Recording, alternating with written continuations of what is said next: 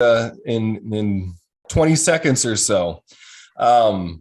Mark, I'm going to talk for a little bit and then introduce Drew, and then would love to have you share and any questions that you have, you're welcome to come off mute. And you can also type them into the chat section. Thank you, Jane. We are live and rolling. So this is Career Lab Wednesday. I'm George Miller, your host.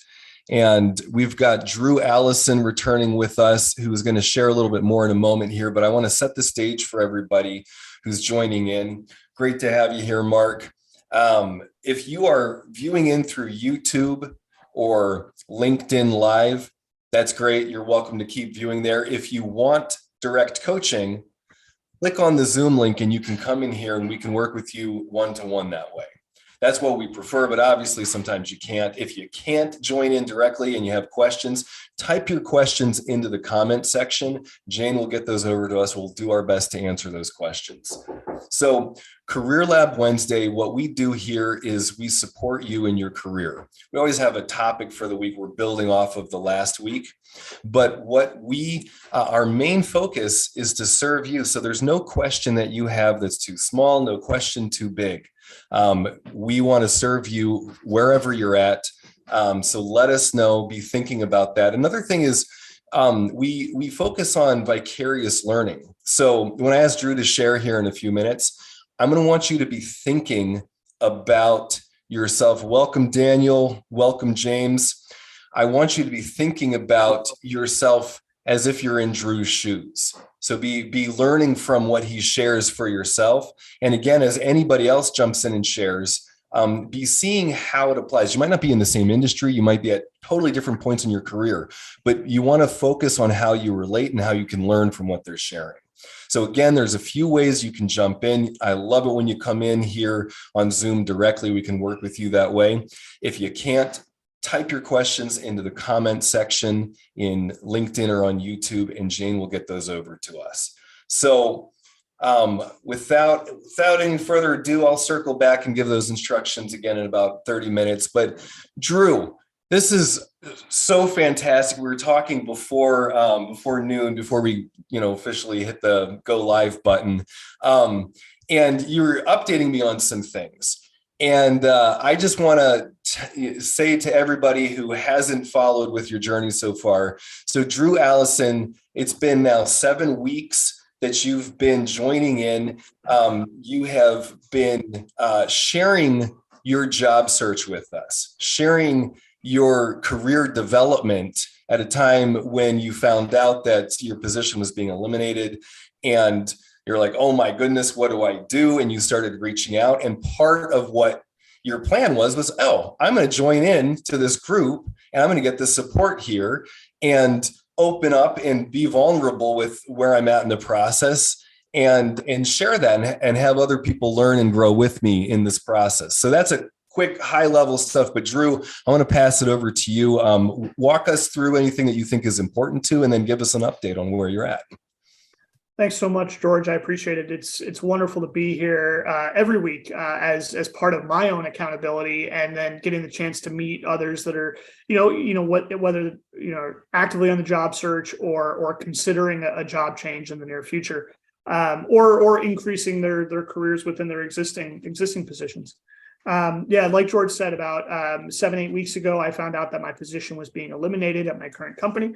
I was an executive in a large insurance brokerage overseeing a portion of the state of Illinois, and my success has always come in building new things and building new processes, new best practices, new systems.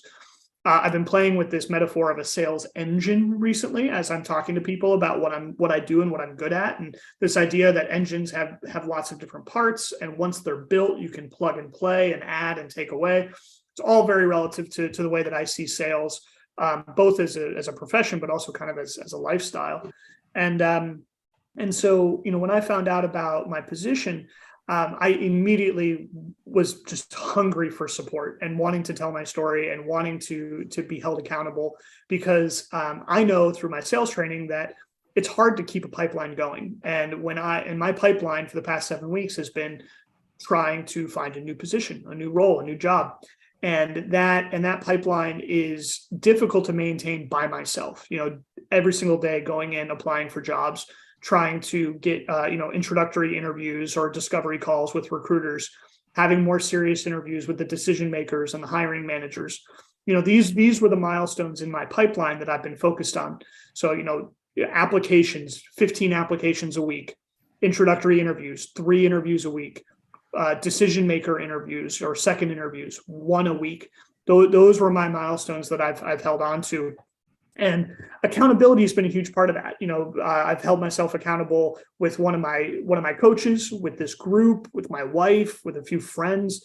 I realized that the more people that I made aware of what I'm doing, the more that I was going to be hungry to satisfy both myself and them, and I wanted to do right by all of us. And so the importance of that community has been really, really huge for me. And one of the things that's come out of this is, I've just had more time. If you're not, working a 9 to 5, you've got more time in the day. And so how I was going to fill that time became a question, but it was really easily answered. And that was with networking. I knew that networking was really my full-time job. And as much as as often as I was in meetings up until recently, I needed to use that time to be talking to people and getting to know people in a variety of ways. So networking has become my lifestyle, where every single day I am looking to schedule meetings and schedule conversations. And I'm not only doing that from a professional standpoint, and I'm not doing that just with people who I think could serve me professionally, but I'm doing it from a personal standpoint and getting to know people in a variety of industries at a variety of times in their lives. And some people just to feed my soul, just people I really enjoy talking to that help, that I haven't caught up with in a while, that give me a chance to tell my story in a different light. So, those have been the benefits of kind of having networking as my lifestyle. And that comes with its own system. The process I've had for networking has been very similar to the sales process I've always lived by, and the pipeline process I've had for applying for new jobs. And that is having milestones and saying, I'm going to schedule at least 5 networking conversations a week, at least 1 a day. And I'm going to talk to at least 3 different people who work in 3 different industries. I want a variety of people that I'm going to be talking to. And I always want one of those conversations to be with somebody that I have a long-standing relationship with, somebody I've known for at least 6 months, but preferably a year or longer, because each of these types of people will provide me different feedback and a different lens to see my own story.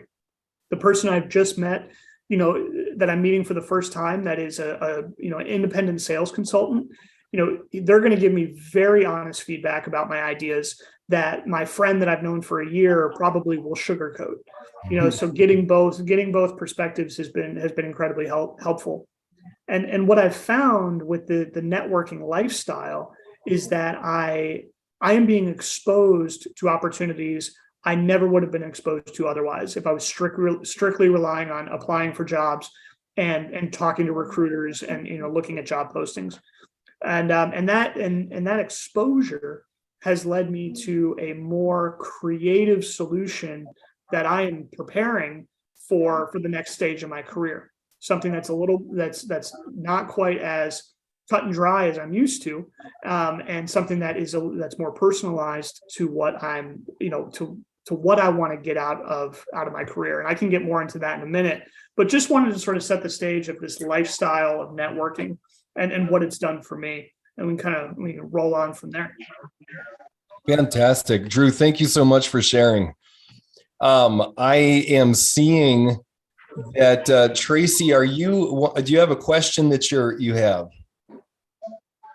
No. Okay, gotcha. I'm going to ask you to go on mute just because we've got some background noise. And when you have a question, then please come off mute. Sound good? Cool. Thank you, Tracy.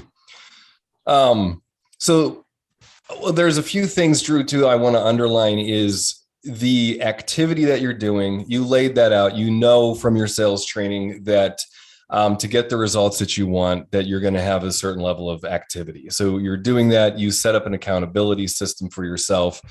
Great stuff.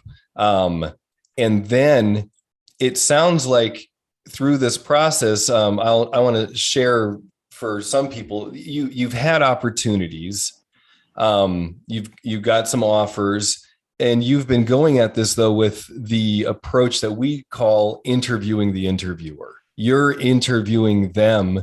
You're really getting into a company and organization and saying, is this somewhere where I actually want to be?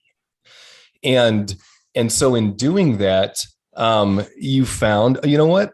Sometimes I don't want that, but you're learning, you're using this process to learn about yourself more. And this is something that what Dr. Gordon Medlock has often said when he's with us, is that we see your career as a pathway for you to reach your potential. It's a tool, it's a thing for you to help develop you. And so even in this journey where you've been looking for your next step, for what you're going to be doing next, you've been using it in such a way to grow yourself. So it's a different mindset. It's there's less scarcity in it, and more of an abundance of, okay, I'm a gift. I'm going to find a place that aligns with me and my values, where we can have this synergistic relationship that's going to be a win-win.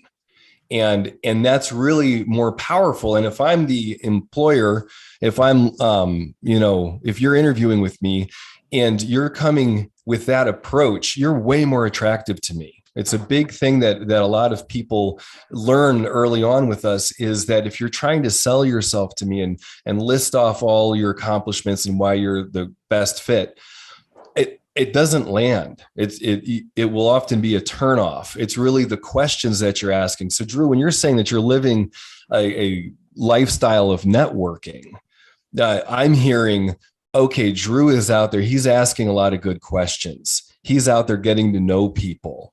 And these relationships, these are the things that are actually going to be opening him up to the possibilities, to the job opportunities, to the things that he's interested in. And we could even get into more emotional intelligence and marketing research, that we know that we actually make decisions based on emotions. And so when you're able to have that emotional connection with people, that sticks, that's sticky. They're going to remember you. It's not an analytical, oh, Drew fits in here perfectly, let's get him in here. It's I felt good talking to Drew. Oh, you know what? This might be a fit. And that is what we seek to create in this networking lifestyle of seeing the world this way. So we've got 2 points now. We're interviewing the interviewer and we're living a lifestyle of networking. And so I guess that's how we're going to define that. But as we're getting going here, I would love to hear from some people. If you have questions about networking or interviewing, that's great. But again, any questions you have, whatever's on your heart, let us know. How can we serve you today? Satish, you're looking for new opportunities. Can you share more about that? Yeah. So basically, I'm between the assignments. So I'm looking for new opportunities, and in the meanwhile, I'm building my skills to so that I'll be to attract more employers, so that I'll get more projects and execute them. Okay. I'm independent contractor. So. And what support do you want today? What questions do you have? So basically, the emotional connect with the employers, because I interview a lot of people like me personally. They say in the interviews, and they like my profile. But when it comes to hiring decisions, I'm not able to make it to that final step of getting hired. Do you get to the final interview? Yeah, I get to the final interview, but I'm not hired. And do you get any feedback about why they go with somebody else? There is no feedback. So they just say like they want to pass on for now. What do you think? If you had to guess what's going on, what do you think it is? I'm not sure. Like basically, I do my best in all my interviews. but still maybe because of the market, maybe because of the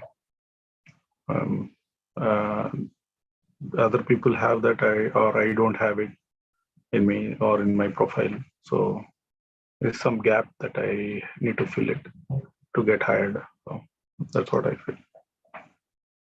Okay, so you think that they're looking for a specific thing and that's not in your history. Maybe I'm not the way I answer or the way I talk to them, or maybe they need some improvement. So Okay, but we don't really know because you haven't gotten any feedback about it. yeah, there was no feedback given by any employer. They just said like they have passed on. So Okay. for now, yeah. Drew, do you have any questions? I want to find out like what is the gap, like what is the skill that I'm like, any communication or any emotional bonding that I'm failing to establish, or Did you say emotional bonding? yeah, maybe trustable things that are, because job is something like they need to trust us fully and trust on our capabilities. Uh-huh. That's what I feel like basically. Oh, am I hearing that you have a hunch it might be that they don't fully trust you? Yeah, on my capabilities, or like, yeah.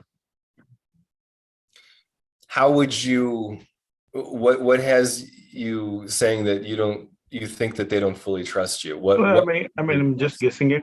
So otherwise, like they're going with other candidates and not hiring me after the final interview. So I have just like missed a lot of final interviews. Like after final interview, I was not hired. So but it sounds like you're saying that there's something about trusting. correct. So maybe I'm just guessing it. So it's not like I'm not 100% sure about it. If they give me a feedback, I'll be able to know, as you said. But I'm just guessing it. So. Are you able to, in the interview, get a sense of are you aware in the interview that you're not getting the job? No, I'm not. I'm fully like living the interview in a good mood. Like so, it is like almost hired. Like I'll be almost hired. So you walk out thinking, "Great, I got this Right. one," and then you Right. find out that you didn't. Yeah. Yeah. Okay.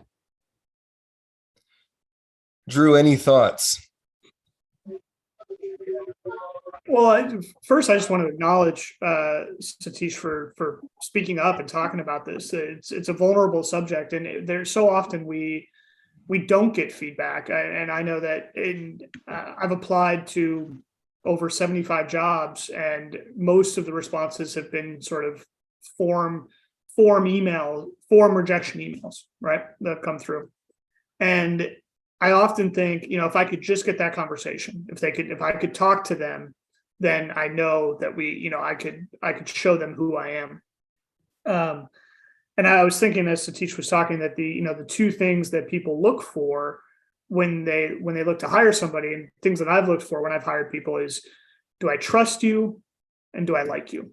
Do I trust you to get something done, to get done whatever needs to get done? And then do I like working with you? Do I like spending time with you? And if you're in the chance to, if you're in the interview and you have the chance to talk to folks, getting to know them a little bit personally and being able to show who you are personally could be that differentiator to show them the person behind the professional. And so that's one thought that I've got. The other would be, Satish, I'm curious, do you have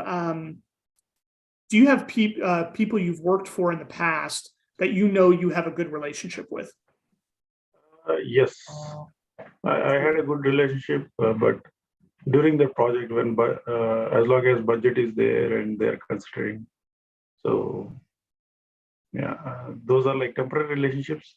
These are all like since I'm an independent contractor, so I'll be contributing only on some individual level to some specific outcomes and to their initiatives. There are like short initiatives, longer initiatives. Mm-hmm. But as long as those initiatives are fulfilled and everything goes well, and if it is finished, I mean, there is an end date to everything, like basically.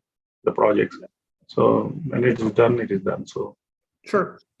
Yeah, I'm kind of thinking about it in terms of like dating. Like if I'm looking to potentially date somebody, it would make me nervous if they had never been on a date before. It's like I want to date somebody who's got some experience dating. And when I'm hiring somebody, it can be nice to know that other people, that they've worked with other people and those people have liked them, and they, and it's worked out well.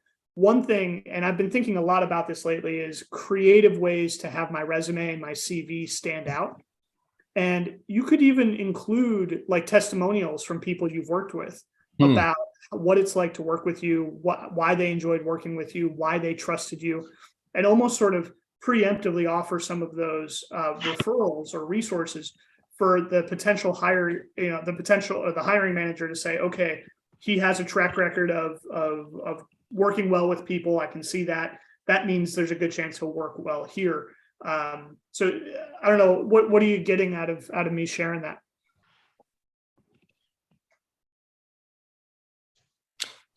Satish? yeah, yeah, that's a great idea, because I don't have testimonials right now, because every time they take professional references, like my manager references, and they call them and email them with set of questions, and they answer those questions back, and so, and they hire me out of that, seeing those questions and answers. So that's what. So cool. So there's something that's sticking out to me, Satish. I want to check it out with you. Okay. Is when you're talking, I notice I have a hard time paying attention. Okay. So am I talking too fast or slow, or like? I don't know. I'm sorting it out. Okay. So I don't have any testimonials, solid testimonials written for my profile, basically. Whenever the employer wants to know about me, they email a set of questions to my previous managers, and they get the answers from that, and they hire me. So that's how they make a decision of hiring me. Okay, that was really, like what you just said there was really clear. Okay. Did you notice the difference between how you just said that and what you were saying before? Yes, I understood. Okay, and do you notice that in interviews? Interviews, I explain them everything in detail. So all the technical answers, all the cultural answers, like whatever they want to hear. Or whenever I ask, like when they ask, like, do you have any questions? I show interest in learning their culture, working relationships, and how they deliver the outputs, like outcomes. So that's how I show interest in asking questions about the company as well, and as well as the team, about the team. Okay. This is really interesting, is when you said that it's the trust thing, your hunch is that it's something about trust. Right. And just my feedback to you in how I experience you moment to moment is one, and I'm looking at your LinkedIn profile, is you're a competent dude. Like you're bright, you know how to do things, but sometimes when you're talking, you start to kind of mumble. Okay. And kind of like trail off. And in those moments, I notice that I kind of stop paying attention to you and I start writing you off. Oh, okay. And I don't know. And so then when you're sharing about that in an interview, and even with that last thing about the company culture, you kind of said it in a way that was just sort of, it didn't land emotionally to me the way that you shared the other thing. And I'm just wondering if that's something that shows up in your interviews, where you might not show up as strong in response to some questions or things that you have that you want, and I'm not sure, but that's what my observations are right now. No, I speak confidently and clearly in the interviews. I mostly try to explain them the facts about, like, what is the POC that I have done, proof of concept, and how the ideation to the feature releases that these customers are enjoying. So basically, the product, the role that I want to play, basically I explain everything around that role. So it's a clear explanation of what I have done, achieved till date, like how many um, people I have trained, how many people I have trained and coached. So all these things I explain them clearly, but still Okay. I won't be able to make it to the job. There are good times, there are bad times. So it's not that I have not got any assignment or jobs, but I got it. I have done those jobs, those roles I played very well. And right now I find it a little tough to move on to new roles. Yeah. George, I wanted to add in one quick thing that may add a wrinkle. Yeah, welcome, Daniel. Hi, everyone. George, I had a question to ask you. George? Oh, I'm sorry. I think I'm cutting off Tracy. Oh, Tracy. Yes, go ahead. Yeah, I'm trying to this is my first time attending your networking meeting. And I'm in the process of job hunting right now. I have a lot of positive experience in fundraising and customer service. And I was wondering if you had any job networking agencies you could refer me to that I could follow up with. I don't. And that would be something that would be great. I wish I had a list of them. I saw your question. I was sort of thinking it through. Maybe somebody else here or somebody listening in has a. What about Drew? How about Drew? Maybe he knows. Has a list of networking agencies. And that could be something that we share into the comment section. Drew, do you have anything? And I saw the comment about the, looking for full-time customer service positions. For roles like that, I find LinkedIn to be really, really bountiful. There's a lot of postings. I don't know if you've set up job alerts, but you can set up job alerts with LinkedIn and on Indeed with specifics of what you're looking for, and then a lot of stuff comes in on that. And then the thing with LinkedIn though is the hiring managers and the recruiters get a lot of volume. So cutting through the noise and sending them direct messages to introduce yourself in addition to your application. I've found that I've gotten a lot more conversations out of doing that than just applying to jobs. So not being afraid to reach out to recruiters, hiring managers directly, and starting that conversation in a direct message to sort of supplement the actual application. I've found that to be much more helpful than just applying for a job or trying to go through like an outside job board or that kind of thing. Does that resonate? Does that make sense? Yes. Hey, thanks for the suggestion. Okay, sounds great. Cool. Fantastic. Tracy, great question. Thank you. All right, cool.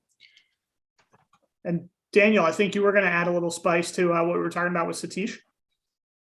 Yeah, my work is, I work a lot with split shift, I usually call it, in early mornings and late evenings, because a lot of my teams historically have been in India.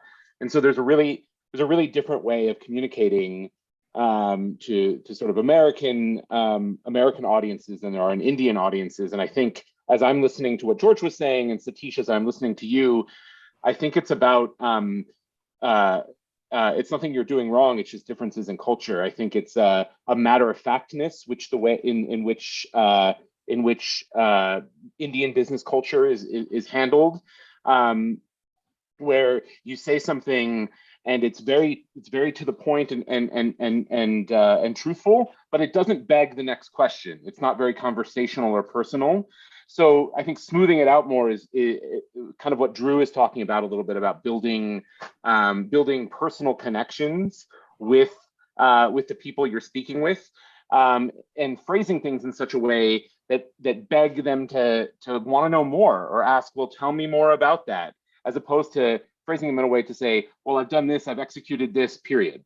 And then it's a little bit of an awkward silence and there's nothing else to go there. Try to keep the ball moving. Daniel, this is fantastic. Do you have an example of how we would do this? Well, I was listening.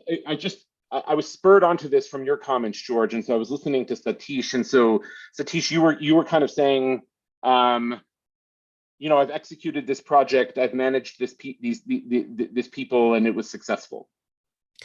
Versus saying something around, you know, one of the things that really brings me a lot of satisfaction in my work is to manage projects in this way. An example of this is when I did X and I had this Y result and it went incredibly well. Stop.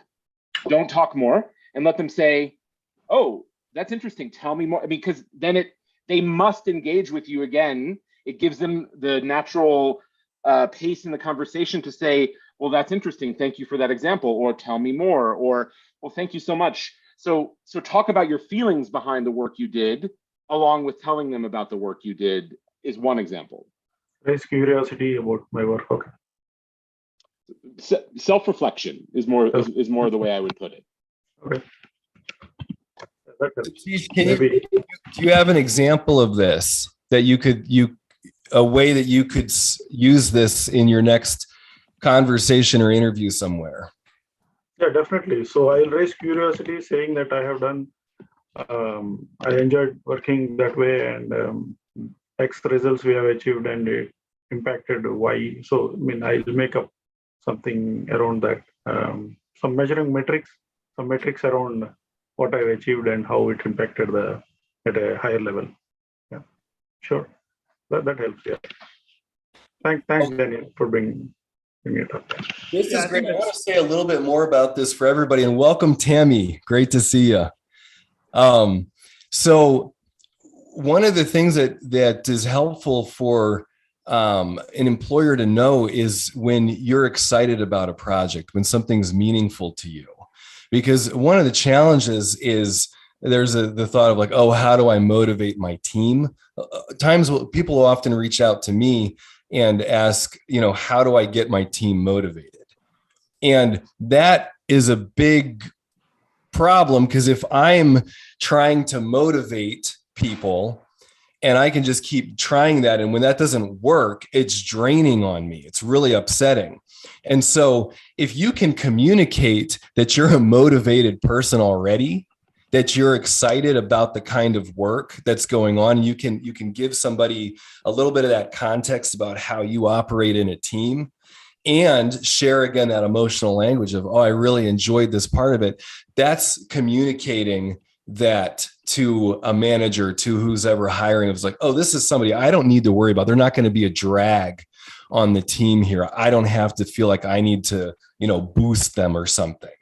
So I just want to give a little more context there. That can be really a wonderful thing to share from that emotional space about how you're excited about certain kinds of projects, because then I'll start having that emotional connection and I'll start visualizing you with the team that you might be working on. Yeah. Good stuff. Yeah, that's very useful information. Yeah, thank you. Okay, good. Satish, I would love to talk more with you. And if this emotional intelligence and social intelligence stuff is something that you want to develop and take a deeper look at, right, check out our More Life training. I think you might have looked at that before. We'll throw a link in here, but that's something where you really get a deep dive on that. That'll shift the way that you view yourself and view the world big time. Sure, George. Cool. Yeah, you bet. Well, welcome. So I'm going to do a quick room reset and welcome Tammy. So this is Career Lab Wednesday. We're here every Wednesday, noon to 1 p.m. Central. Our topic this week is networking as a lifestyle, and how that is important in a job search. And we talked a little bit about how it's important when you're in your career, as it's, you know, deepening relationships. The ways that you can join in. I love it when you jump in on Zoom. We can work with you directly. If you can't, you can always type your questions into the comments section, which is reminding me to scan through these again. We'll do our best to get to the questions in the comments section. And I want to say, Tammy, welcome. It's great to have you here. Is there anything that you're joining for in particular? Is there a way that we can help? There's no question too big, no question too small. Would love to hear what you're working on. Yay. Thank you, George. I was talking with Dr. Gordon Medlock the other day, and we talked about this might be a good forum for me to get some support as I am looking for my next position. I've recently, and by recently I mean 2 years ago, became a consultant. So I have a client, and my clients, I've done my job really well. My client's job is complete. They don't need me anymore. I worked myself right out of that job, which is awesome. And I'm looking for my next client. So with the networking, I'm having really good results on LinkedIn. I'm having really great feedback from recruiters. And I've got an interview scheduled for tomorrow. And I've got a couple of other things going. And what I'd like from this forum is a little guidance on how to handle the inflow of the networking. Now that I'm doing the networking, I have the issue that I I'll have a lot going on, and faced with more choices than I'm usually granted. Like, I've created a lot of opportunity. Now, how do I go about choosing the right thing? Whoa. I know. Okay. So you've got how many options do you have right now? Well, my current employer, where I just finished a whole bunch of stuff for them, I did 27 projects for them in 2 years. They've asked if I can work for their sister company, and I've been doing that for 6 weeks. And they've asked if I could stay on for an extended period, another 6 weeks. I just got the interview invitation with a really huge hospital system in Texas. I really want to work for them. Their mission statement is almost word for word the same as my own, and I love that about them. I know, right? And there's also a mid-state Illinois hospital system that also is asking, hey, would you like to come on board with us? And then another recruiter just reached out, and there was somebody from like a non-hospital. They're looking for an IT quality assurance business analyst, which is something I can do. So I'm just like, wow. Well, from everything that you just said, what landed was that there's this place that has like the same mission statement as you. Yeah, I love that. So why wouldn't you just do that? Well, I have to have the interview first. Okay. I will have that tomorrow. I probably wouldn't get an offer until, another week or two. So, and then my current client is like, would you stay on with us? And that's like that big heart space, like what you were just talking about with Satish is very, it's so true. Like expressing, I'm a little nervous about where this project is.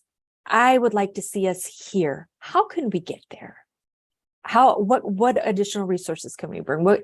And so they've come to trust me. They've come to, know that I can get things done. And I've received so many wonderful compliments, and like my heart's really big for them. And I like love my team. And I think that's what I'm stuck with. I know it's time for me to move on. And okay, that was this another next question thing. Was looking at what do you want and how do you want to develop? What's the place that's going to facilitate you becoming the woman you are envisioning yourself becoming? Where is that? That's exactly what I needed to hear, George. Thank you. Okay. Because I'll the spot that you mentioned that has the same mission statement as you. Mm-hmm. Yeah, I'm skeptical. Yeah. Yeah, I mean, a lot of places, can talk the talk, but do they walk the walk? That's exactly what I was talking with Dr. Gordon about. Like, how can I make sure that they're just not. So what are you going to do in the interview? First, I'm going to find out what their business need is, and then be able to get to the point where I can say, this is what I believe your business need is, and here's how I can help. I would also like to find out about is. Can you guess at it now? Yes. I am about 90% sure on what their business need is. And I have a few questions for them about like what specific projects they are running. Like if they're doing upgrades, if they're doing hardware upgrades or software upgrades, or if they're going to be switching systems and are just looking for somebody to administer the legacy system, or do they really need a project manager, or do they really need a business analyst? And what is it that they're really looking for, and how they intend to utilize the position. Okay. And do you have any thoughts about ways that they any of the deeper issues they might have in the organization? Any hunches?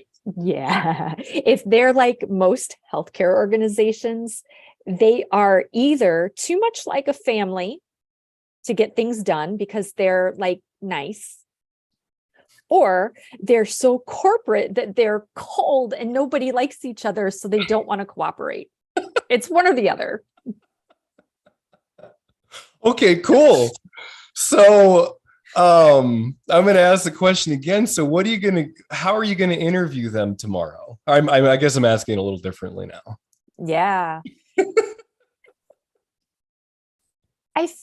What I would like to know in that light is, what are your challenges as an organization? How often do you employ consultants? What is your need for permanent full-time people? And what are your challenges getting the right people in the right positions? And tell me about your culture. I want to know about the culture. That's really important to me.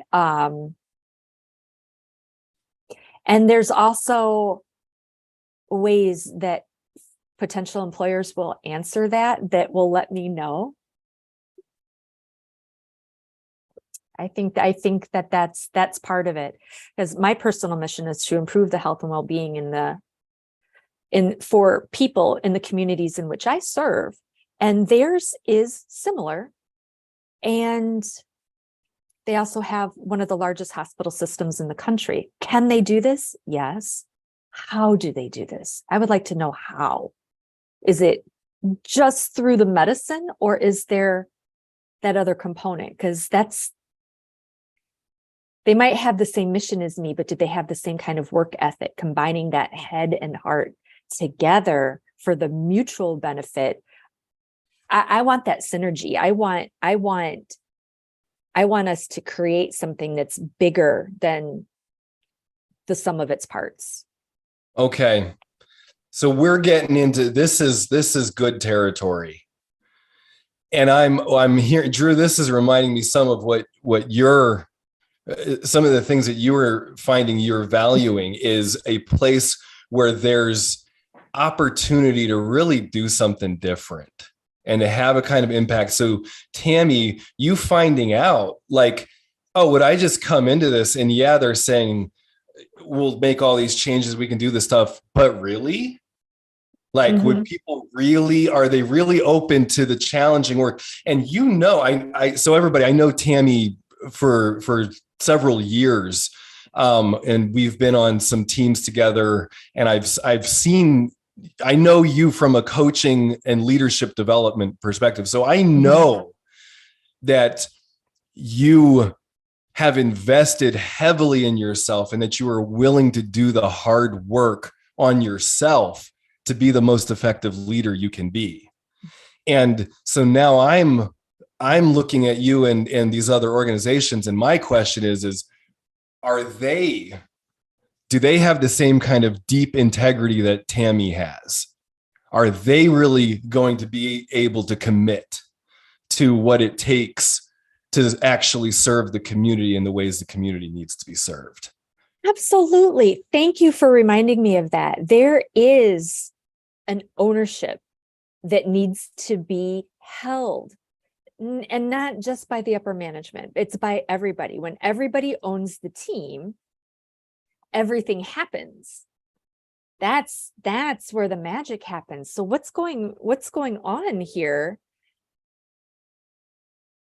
And if I were to step in, what would be my end game? What would be my goal where I feel that my job is complete? Their agenda plus my own in order to live out my mission of improving the way they do healthcare. Mm-hmm. I love George, that. do you mind if I ask Tammy a question? Go for it. And Daniel, I do want to check in with you and circle back and make sure that we get your question addressed. So just I'm good. I don't have anything particular. Happy to be part of the community. Okay. So yeah, Tammy, there's a lot of parallels between where you are and I am right now. And listening to George ask you questions, I'm saying this to myself as much as I'm saying it to you, there's a question of what you'll do in the interview, but there's also a question of how many interviews are you going to require from a company before you make a decision?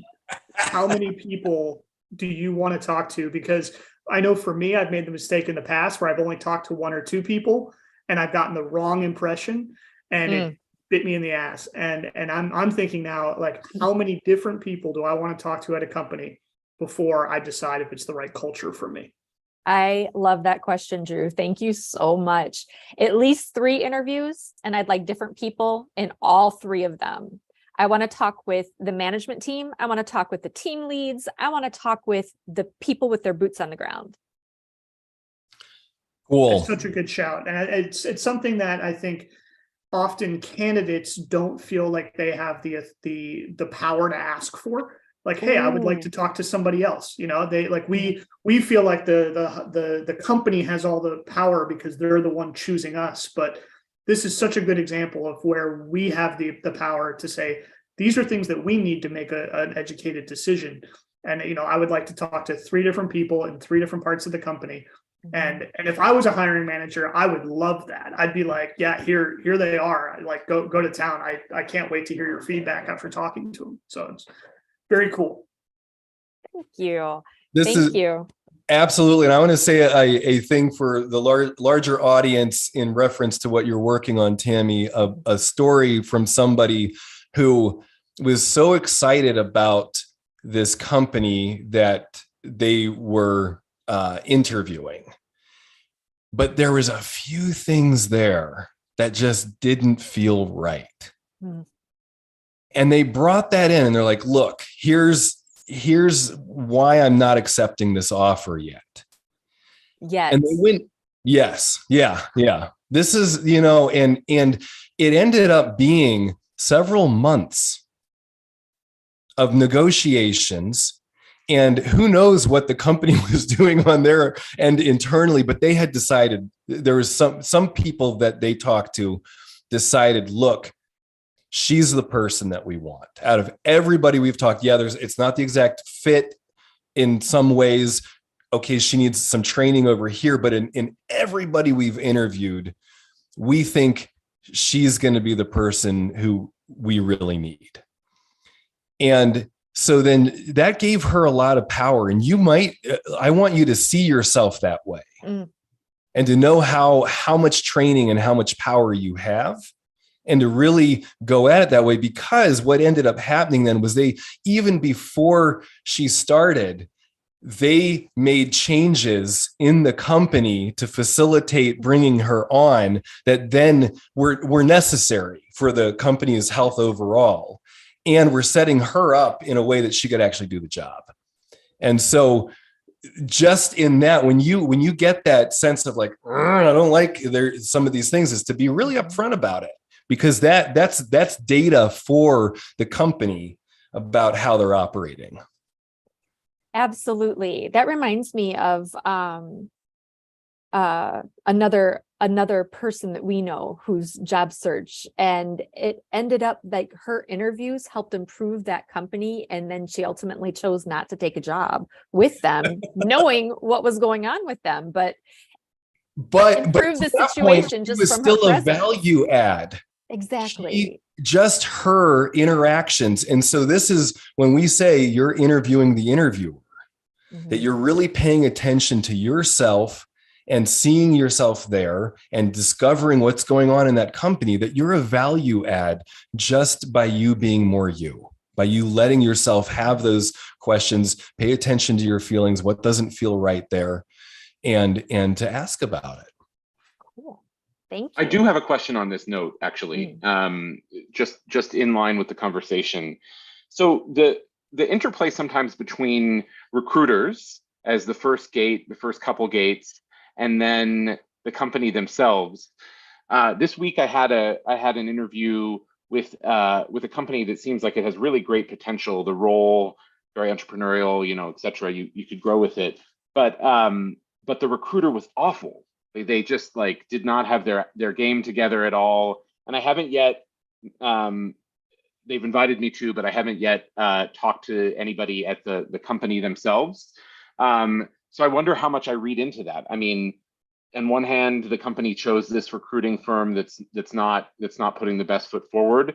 On the other hand, they're just here to do this one job, and then they're not part of the long-term bit anyway. And so, any advice or thoughts on negative impressions from a recruiter? I would love to hear, Drew and Tammy, what do you just relate? Yes, very, very much so. There are some recruiters who are really good at what they do. They're passionate about creating the right connections with the right people. And then there are other ones that are looking for the commission, and that's it. And there's a lot that tells me when there's somebody like that, like they don't listen. They're more interested in having me tweak my resume, which I'm willing to do, but not to be someone who I'm not. And the other thing is there's something about a recruiter who's exceptionally excited and friendly, which, I mean, that's lovely. But I find that I cannot trust that person to accurately represent the company. Huh. So, It's interesting. Yeah, it's this is, I think, one of the many areas of career development, job searching, where it's more of an art than a science, because depending on the specifics, it could go so many different ways. My personal experience is that that depending on the size, if it's a large company, I can separate the way the recruiting department is handled versus the department I'm actually going to work for. So if I have a negative impression of the recruiter, but I have a really positive impression of, the VP of sales or whoever I'm working for in a sales and business development sense, if the company's big enough, there can be silos there in terms of culture. Most of the companies I've worked for, they're not big enough. And the way one arm is operating is indicative of the way everybody is operating. And whether it's an internal recruiter or an external recruiter, the way that they approach me as a candidate is good data on how the company has informed them how they want. Basically, that the company is telling the recruiter what's important to them. And if the company is saying, hey, we need high volume, we need to interview a bunch of people and just need to get we want our hiring managers to take care of it, I'm not going to fault a recruiter for being more transactional with me. But a lot of that is sense, it's feel, it's art. There's not a real science to it. But I often look at the size of the company and kind of determine the value of the recruiter's personality and approach based on those other factors. So that's kind of. This is great, Daniel. What's your sense? What's your sense from what Tammy and Drew shared? I think size is true. I've worked at big and small companies, and I read what Drew has said has resonated with me. Right? You can't, if you're under 100 people, what you're seeing in recruiting is probably part of the larger culture. In this case, it's an external agency, and I think I will continue to pursue it just to sort of give an open mind and shot at people who are bigger stakeholders. One thing from having recruited, this is for a CEO level role. One thing from having recruited this myself before for organizations I've worked at is that the big house recruiter external agencies for a CEO or C-suite role are really expensive, like 6 figures Okay. expensive. And so if you're trying to economize, you'll get, and you feel like you can, to what Tammy and Drew said, your team will then, after you get the shortlist, you'll be able to do the hard work. I can see why a budget constrained organization may make that choice and have maybe misstepped on fully preparing or vetting their interviewers who have these first contacts with their potential talent, because there's a lot of savings to be had. But it's a big misstep, I think, to have your first line of contact be either transactional or very stiff, or not in this particular one, they were classic, what questions do you have? I asked questions. They knew answers to none of them. So that sort of speaks to Drew's point, which is like, these are great questions, but you should ask them. I'm going to refer you to the next step, and you should ask them on the next step. So maybe it's just that they weren't well prepared, and that's a factor, but not the only factor in moving forward in interviewing the company. Okay. Do they have, how much influence do they have on you getting the next round? They already passed me to the next round. So I think that they have that gatekeeper influence in general. But I'm not sure how.